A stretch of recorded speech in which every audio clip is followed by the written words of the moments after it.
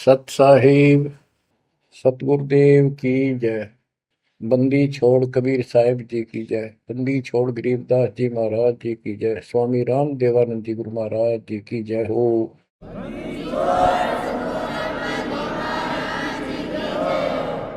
सर्व संतों की जय, सर्व भक्तों की जय, धर्मी पुरुषों की जय। श्री काशी धाम की जय, श्री सुडानी धाम की जय, श्री क्रोथा धाम की जय, श्री बरवाड़ा धाम की जय। सत साहिब ग्रीवन्योली नाद सुभान गति, लड़े भुजंग हमेश, जड़ी जानो नाम जगदीश है, विष नहीं व्यापै शेष। संत गरीबदास जी महाराज परमात्मा से प्राप्त अध्यात्म ज्ञान को कितने सुंदर तरीके से प्रमाण के साथ पेश करते हैं कि परमेश्वर कबीर जी का जो नाम है ये ऐसा जबरदस्त है। कबीर साहब ने बताया कि कबीर जैसे फनपति मंत्र सुन, रख पुन सुकोड़े, ऐसे बीरा मेरे नाम से, बाल चले मुंह मोड़े। ये तो कबीर साहब ने स्वयं बताया। जैसे फनपति सर्प और गारुड़ के मंत्र को सुनकर उससे इतना डर जाता है कि अपने फन को इकट्ठा करके भागने की चेष्टा करता है, ऐसे मेरे नाम से, कबीर नाम से, उस सच्चे मंत्र से यू काल चले मुंह मोड़, ऐसे काल दूर भाग जाता है।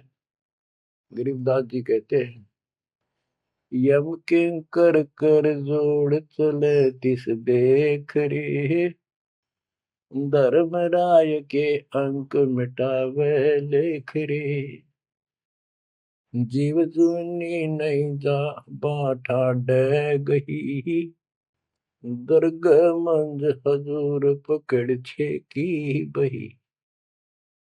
गरीबदास जी आंखों देखा परमात्मा की शक्ति का वर्णन करते हैं कबीर जी का,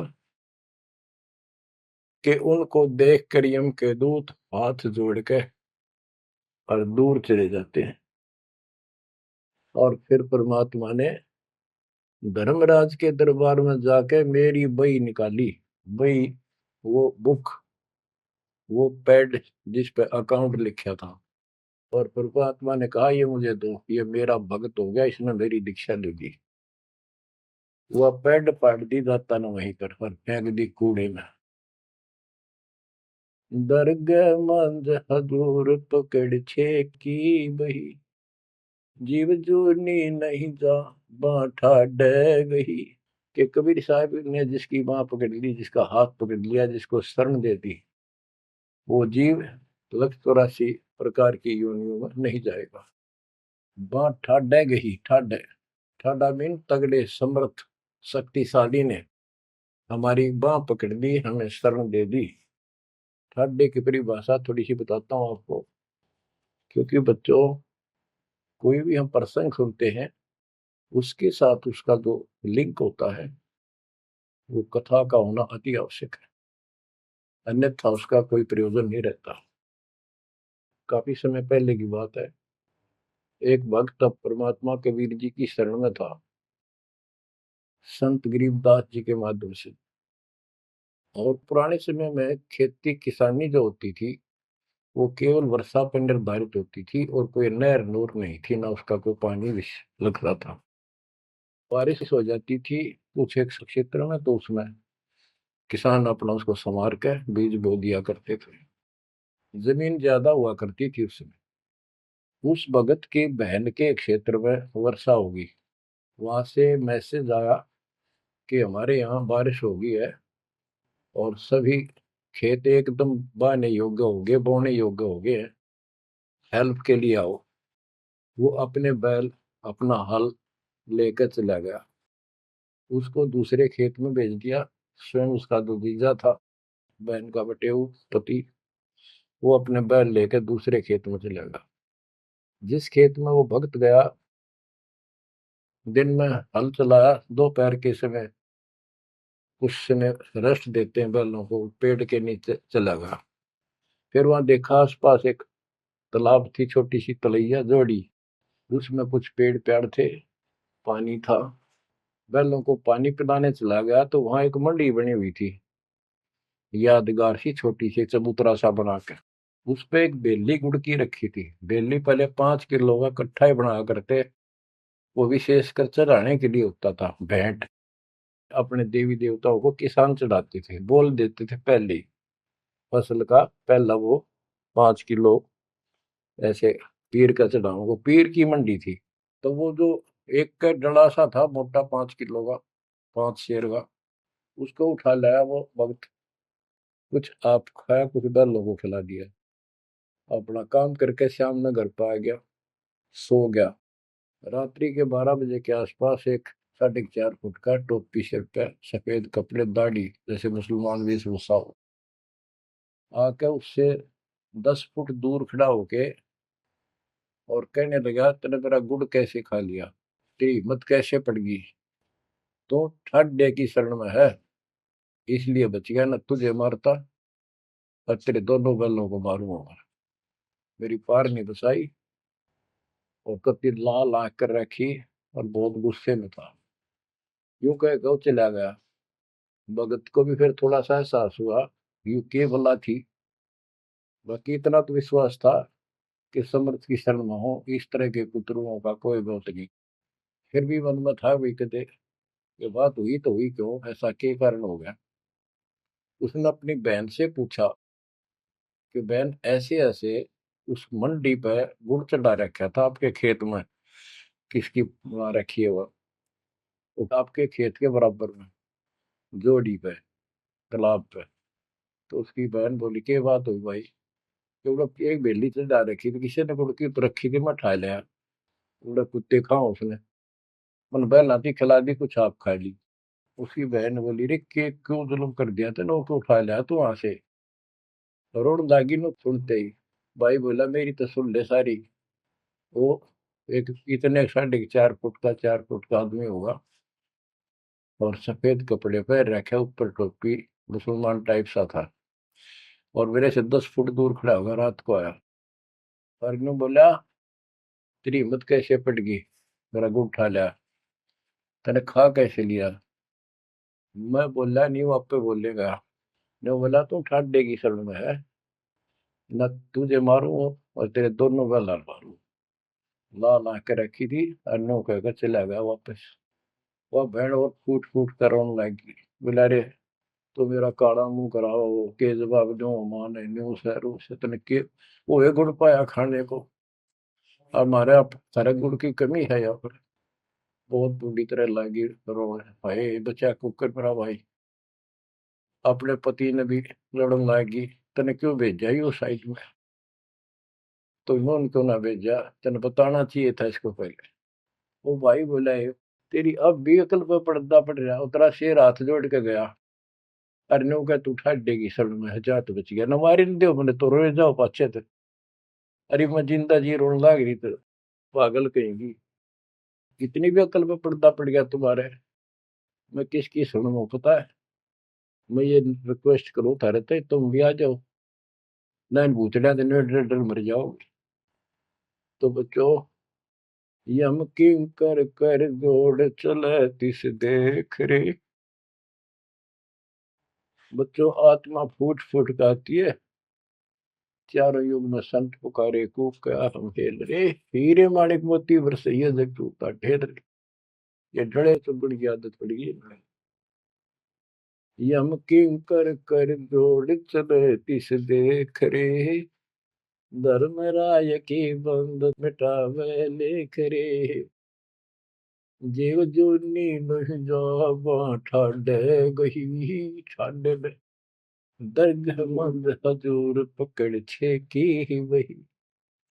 सुन मंडल सतलोक अगमपुर धाम है, धन बंदी छोड़ कबीर तुम्हारा नाम है।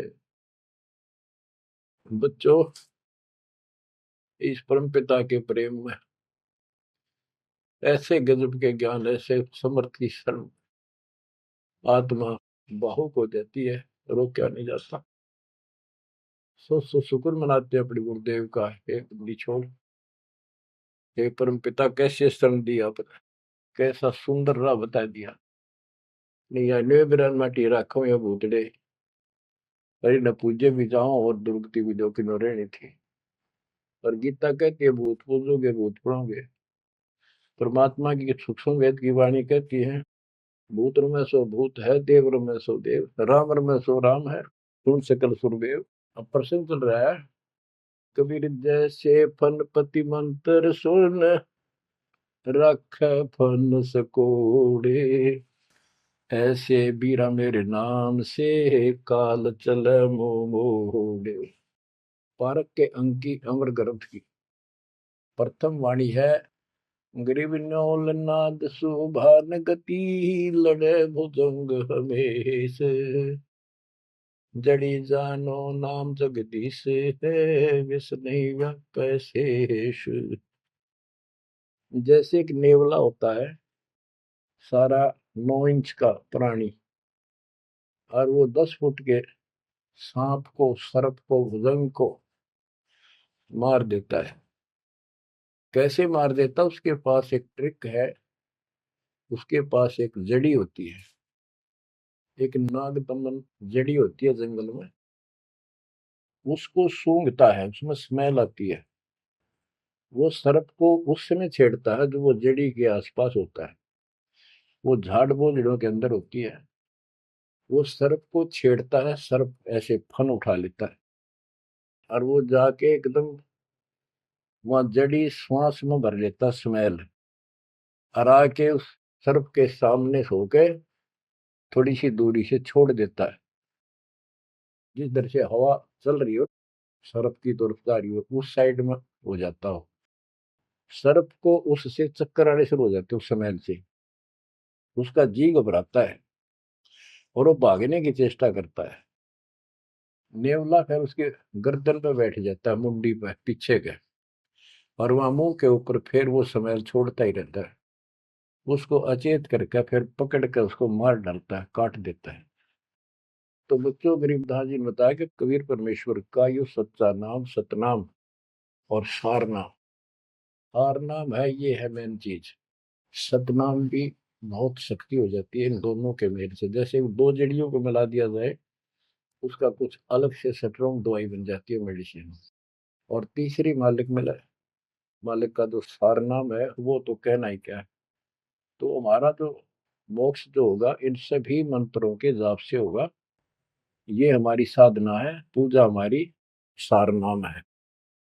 बच्चों, जैसे एक छोटा सा सर्प उस जड़ी की ताकत से, स्मेल की ताकत से जो श्वास में भर के लाता है, इतने तगड़े लंबे सर्प को कंडम कर देता है, ऐसे ही परमात्मा के इस नाम के सिमरन श्वास के द्वारा करने से। तो ये बताया कि ग्रीव न्योल नाद सुभान गति, लड़े भुजंग हमेश, और जड़ी जानो नाम जगदीश है।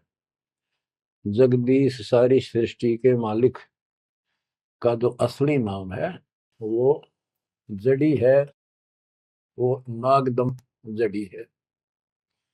अब जैसे सतनाम भी बहुत ताकत रखता है,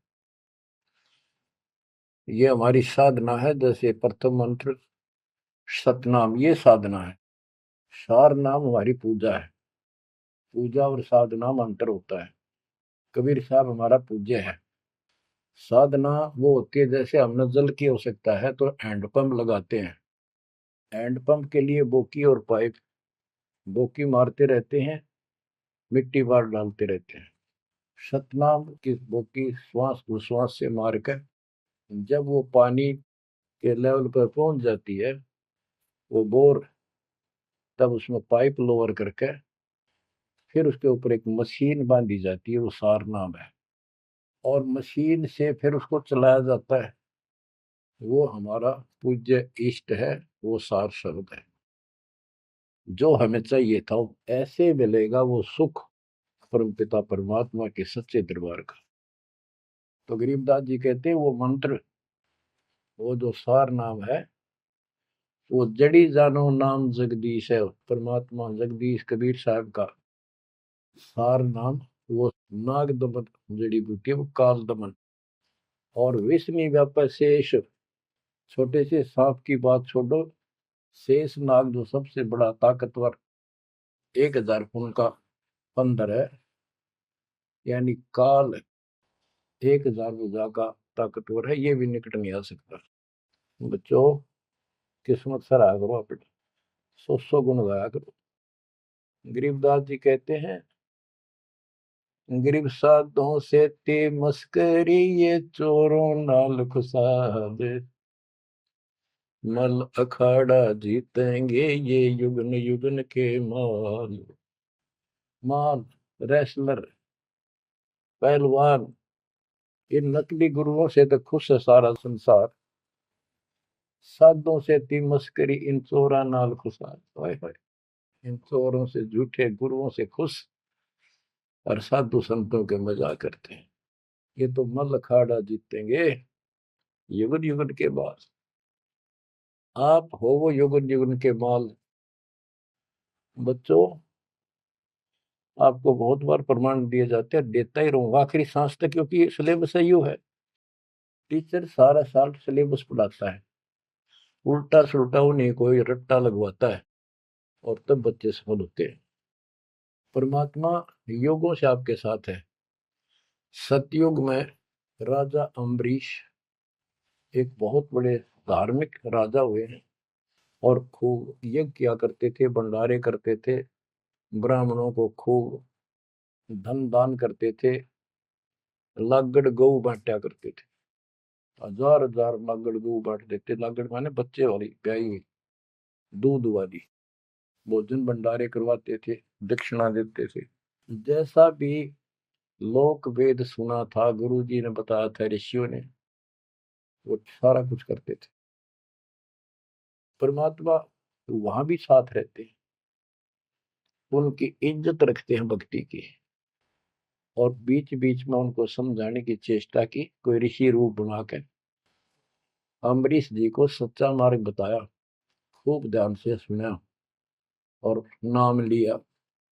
लेकिन वो ऋषि वहां सैकड़ों और मालिक एक।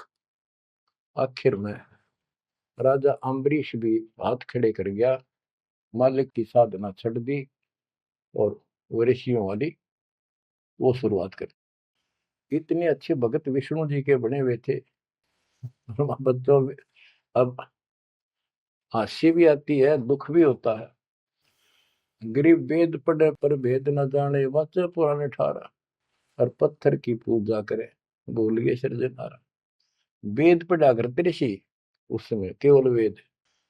पुराण तो इनकी अपनी रचना है, फिर वो सा लिखते चले गए, और सारा वेद के विरुद्ध साधना करते और कराते थे।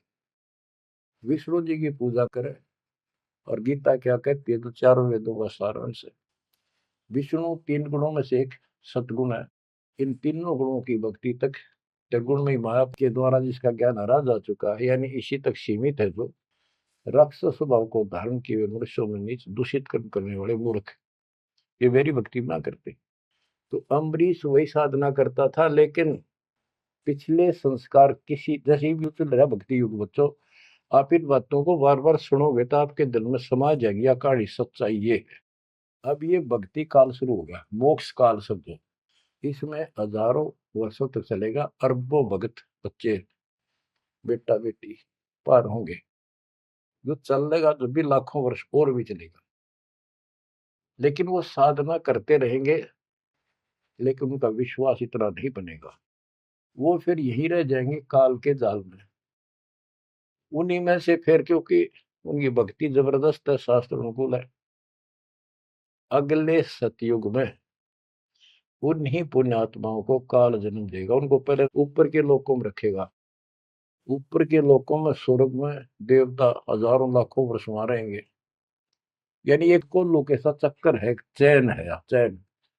उस चैन पर जैसे डाल देते हैं, ब्रह्मलोक में गए, फिर चक्कर काटते काटते विष्णु लोक, शिव लोक, सारे अपने कर्म फोड़ के भोग के खत्म करके, फिर भी उनके पुण्य इतने बच जाते हैं कि सतयुग में जन्म देते हैं उनको। और सतयुग में भी अच्छे पुण्यकर्मी फिर राजा बनते हैं। और वह भक्ति, ये वाली भक्ति कसक और वो शेष बची ताकत फिर भी साथ रहती है। और इस कारण से भगवान भी उनके साथ रहना पड़ता है। जो बच्चा गऊ की नजर में, यूं साईं तू संत, भक्तों के पीछे फिरे भक्त वत्सल भगवंत। कबीर जो जन मेरी शरण है, ताका हूं मैं दास, गेल गेल ला गया करो जब लग धरती आकाश। तो अपने इस विधान अनुसार अम्बरीश से मिले। ठीक है, एक बार तो यह बात इतनी गजब की है, सारी ठीक ठीक लगती है, लेकिन माहौल खराब होता है। ये ज्ञान बताने वाला एक होता है, दूसरा समर्थक नहीं होता।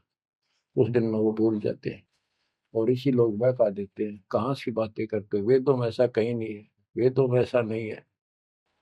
अब दास तो कहना चाहता है, फिर अगले जन्म उस भक्ति से वो अम्बरीश राजा स्वर्ग गया, स्वर्ग में अपनेपन भोगे।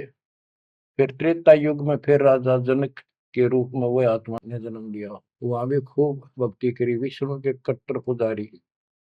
वही भावना वही भाव फिर भरा हुआ था, परमात्मा फिर भी मिले उनको।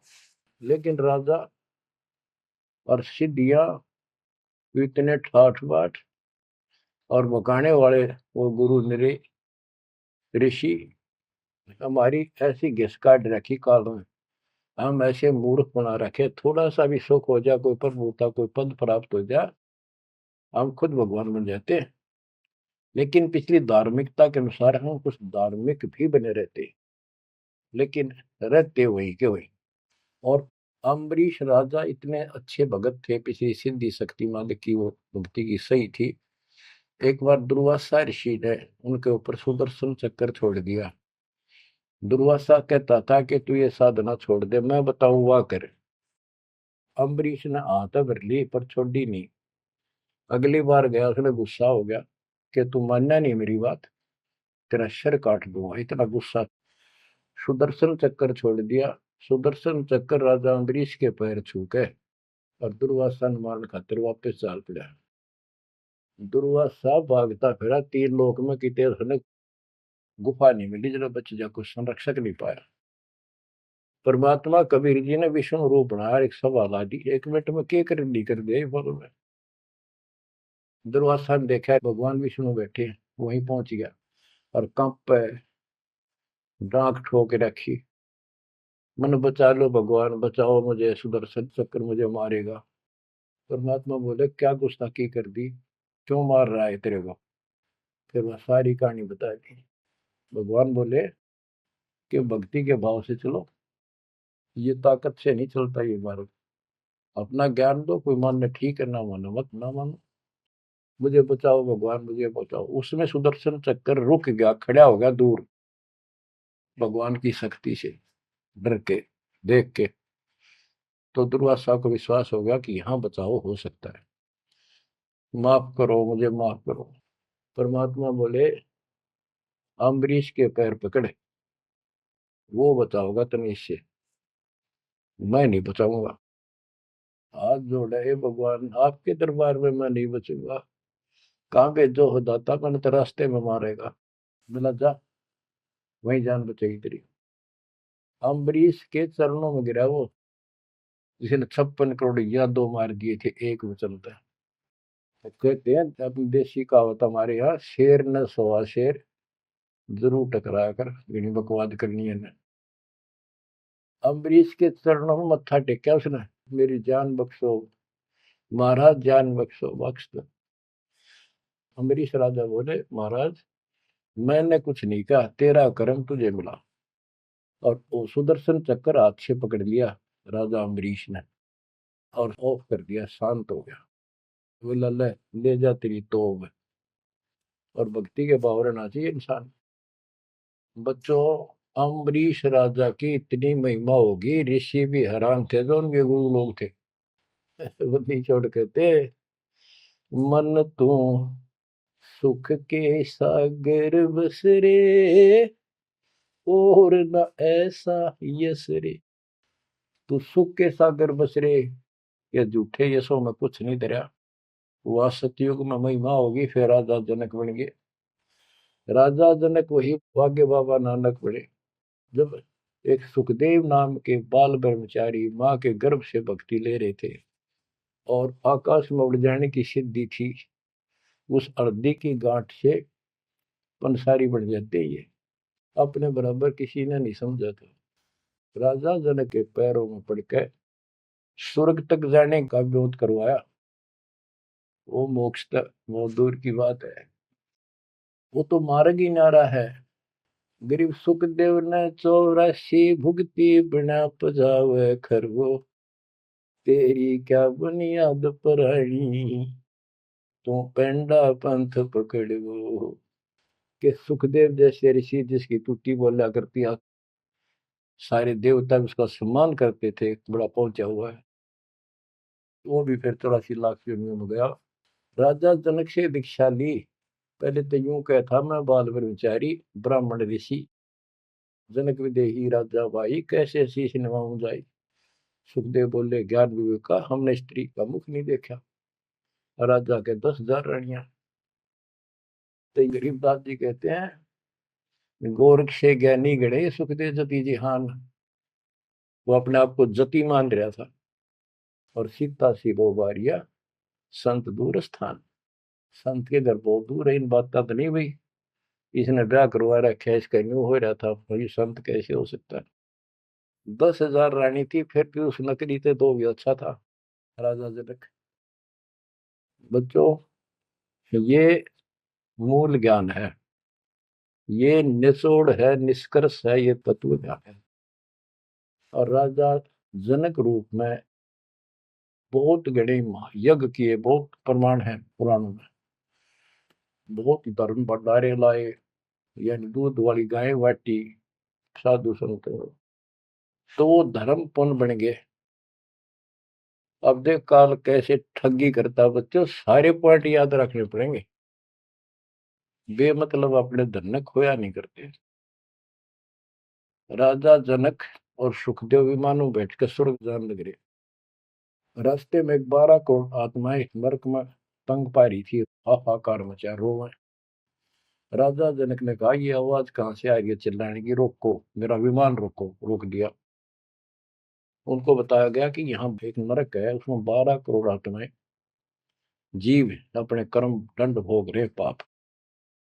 राजा ने कहा, इनको छोड़ दो, इनको कष्ट ना दो।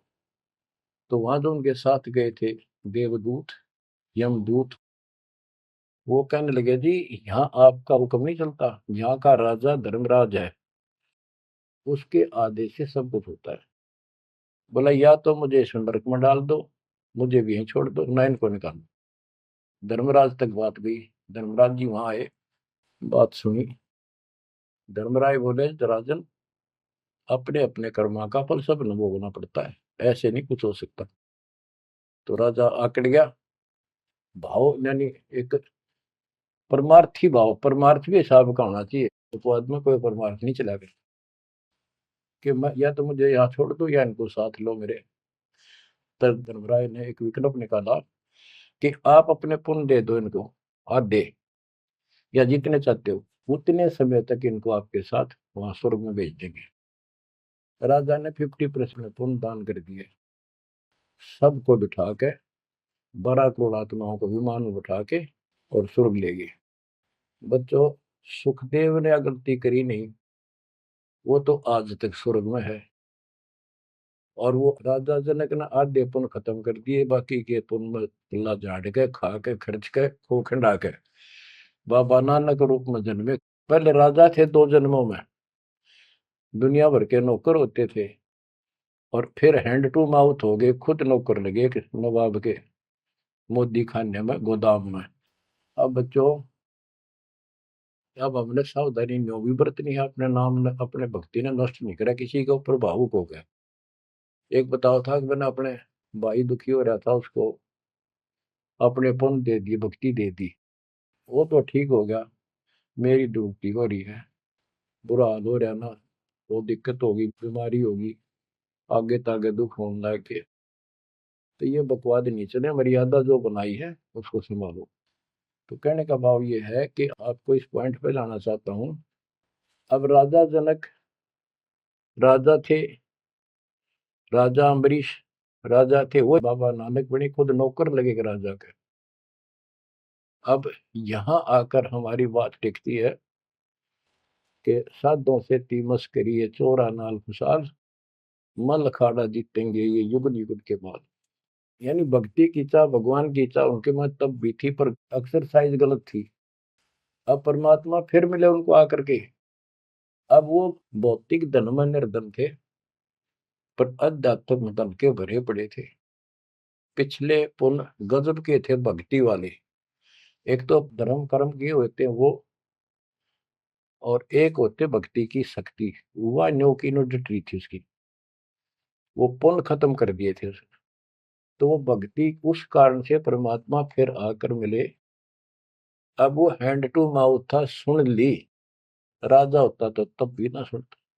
तो बच्चों, आज आप से कितने निर्धन हो और कितने धनवान हो, आप उस मालिक के सच्चे बच्चे हो। पिछले जन्म जन्मांतर से आप भक्ति करते हुए आ रहे हो। अब परमात्मा ने अपना वो धन देखना है। कबीर सब जग निर्धना धनवंता नहीं कोई, धनवान वा को जानियो जहाँ पर राम नाम धन वही है। आपके पास वो राम नाम का धन भरा पड़ा है। और जैसे सुकुच मीन मिलता नहीं भाई, स्वाति सीप सब अड़ ही जाई। सुकुच मीन सतगुरु हो आया, जिन परमात्मा का भेद बता। जैसे सीप और मोती का उदाहरण दिया जाता है कि स्वाति भी मिल गई सीप को, ऊपर की बूंद, मोती भी बन गया। लेकिन एक सुकुच मीन जब उसमें टक्कर ना मारे, उसने खुल नहीं, तो मोती माए गड़ गया और वह सीप भी मर गया। तो बच्चों, ये भक्ति धन थारा इब कभी नहीं गड़ मर जाता, सतगुरु ना मिलता था।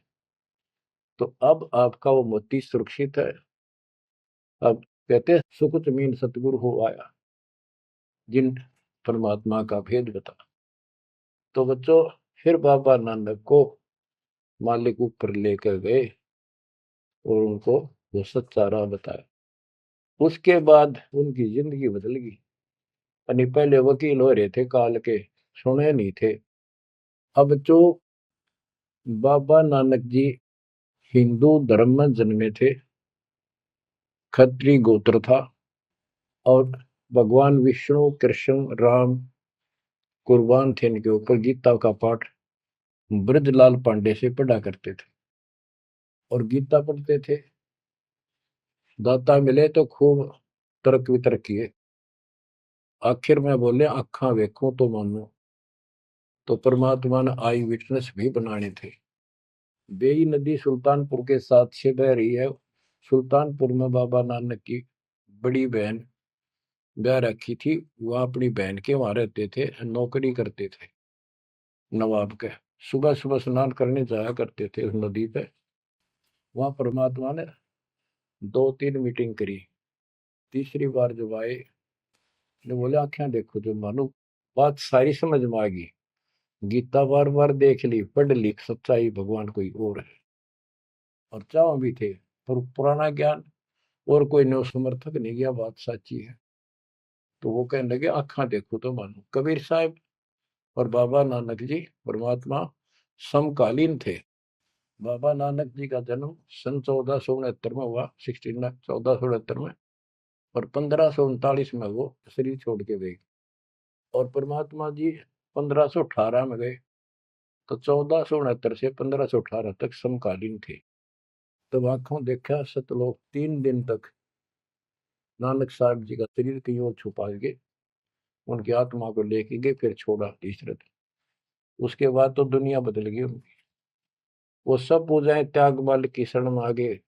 घर में विरोध, सारे समाज में विरोध है। उसके पिता भी बहुत दुखी हो गए, तो के पैदा हो गया हमारे, देवी देवताओं को ऐसा गलत बोलता है। तो बहुत परेशान हुए। लेकिन जब आंखों देख ली, कौन सुने किसकी। सूरवीर होते हैं संत, संत सिपाही और शेर पीछे नहीं हटते। तो बच्चों, सारा ज्ञान सत्संग से होता है। परमात्मा का और उस प्यारी आत्मा का, आत्मा और परमात्मा नानक साहब का सत्संग हुआ। सत्संग से बात स्पष्ट हुई। अब पारक के अंक की वाणी सुनाता हूं कुछ। साधों से ती मस्करी ये चोरा नाल खुशाल, मल अखाड़ा जीतेंगे ये युगन युगन के माल। अब वो बाबा नानक युगन युगन के माल थे और वह जीते, डट के खड़े हो गए। फिर जब ज्ञान समझ में आ गया, सारा संसार मीराबाई थी युगन युगन की माल। सत्संग में जाना ना छूटे माँ, फिर जल के मरो संसार। तो बच्चों इस स्थिति में तो बनाना पड़ेगा एक दिन, जब जाता राजी होगा। और ये ज्ञान खुद देता है भगवान, और वो आत्मा जो इसको सुनकर कुर्बान हो जाती है, वो महान आत्मा होती है। गरीब अंश गवन करते नहीं, मान सरोवर छाड़, कौवे उड़ उड़ जात हैं खाते मसाड़। हंस और कौवे और बुगले सब पक्षी कहलाते हैं। हंस उस मानसरोवर को नहीं छोड़ता जहां उसका आहार मोती होते हैं, और कौवे वहां टेके नहीं, क्योंकि उन्हें तो जगह जगह जाकर मांस खाना, हाड खाड़े हाडों का मांस चाटना, किसी पशु के जख्म में चोंच मारना, ये कौवे जैसी व्यक्ति के लोगों का स्वभाव होता है कि दुखी उनका अपना उल्लू सीधा हो, स्वार्थ सिद्ध हो, ताकि अगला कितना दुखी हो। ये कौवे जैसे जीव होते हैं। अब यहाँ बताते हैं, कबीर साहब कहते हैं, गरीब अंश गवन करते नहीं, मान सरोवर छाड़, कौवे उड़ उड़ जाते हैं खाते मांसाहाड़। गरीब मान सरोवर मुक्ति फल, मुक्ता हल के ढेरे, कौवा आसन न बंद जय भूमि दीन सुमेर। गरीब कौवा रूपी बेक है, ना प्रतीत यकीन, 68 का फल मेटे करे भये दीन बेदीन। गरीब हंस दशा तो साध है, सरोवर है सतसंग, मुक्ता हलवाणी चुगे फिर चढ़त नवेला रंग। अब स्पष्ट कर दिया कि ये सत्संग जो है ये मानसरोवर है, और भगत साध ये हमारे हंस हैं। अब कौवे बुगले तो मेंढक मछली अड़ंगा कुवाड़ बकवाद करते हैं, और हंस केवल मोती खाता है। इसी प्रकार निर्विकार जो भगत आत्मा बन गए, बेटा या बेटी, वो हंस जैसे हैं। वो केवल मालिक की वाणी, परमात्मा की भक्ति और धर्म कर्म रूपी मोती खाते हैं, और फिर ये मोती खा के, यानी सत्संग वचन सुन के, फिर चढ़त नवेला रंग, एक अजब गजब रंग रंग जाता है उसकी आत्मा में। आत्मा इतनी मजबूत हो जाती है जैसे बाबा नानक की होगी, जैसे मीराबाई की होगी, ऐसी आपकी भी होगी, इस सत्संग से होगी। बच्चों, ये सत्संग मिला ही नहीं था अपने को आज तक। या परमात्मा की कलम तोड़ कृपा आप पर देखो ना, कितना लाग रही रहे उस बालक ने, उस परमात्मा ने कि ये वो वचन याद कर लो, सतगुरु जो चाहे सो कर ही 14 कोट दूत जब डरी। ये जो चाहे सो कर लो, ये प्रमाण देख यो कर दिया। ऊत भूत चमत्रास निवारे, पर चित्रगुप्त के कागज पाने। पुण्यात्माओं, धन्य आपके माता पिता जिनसे जन्मा, और धन्य आपकी किस्मत, धन्य आपकी पिछली करनी, और धन्य आपके इस समय को कि आपका जन्म किस समय में हुआ है। इस माल्य के प्रयत्न को, दास के इस प्रयत्न को हल्के में ना लेना। पुण्यात्माओं, उस दाता की अमर कथा आपके हृदय में भर रहा हूं, ये अमृत हार आपको करा रहा हूं। बच्चों, कुर्बान हो जाओ। समय पहचान दो, टाइम बार बार नहीं आता होगा आपका। ये संसारिक धंधे थे कर कर मर लिए, इनमें फिर भी पूरा ना पटता। इस मालिक की तरफ ध्यान ज्यादा दो, हर चीज में बरकत दिखा दूंगा, नारी नारी। परमात्मा आपको मोक्ष दे, आपको समय दे इस अनुभव रत्न, इस मानसरोवर बनाने का, आत्मा के मैल कटाने का। सत्साई।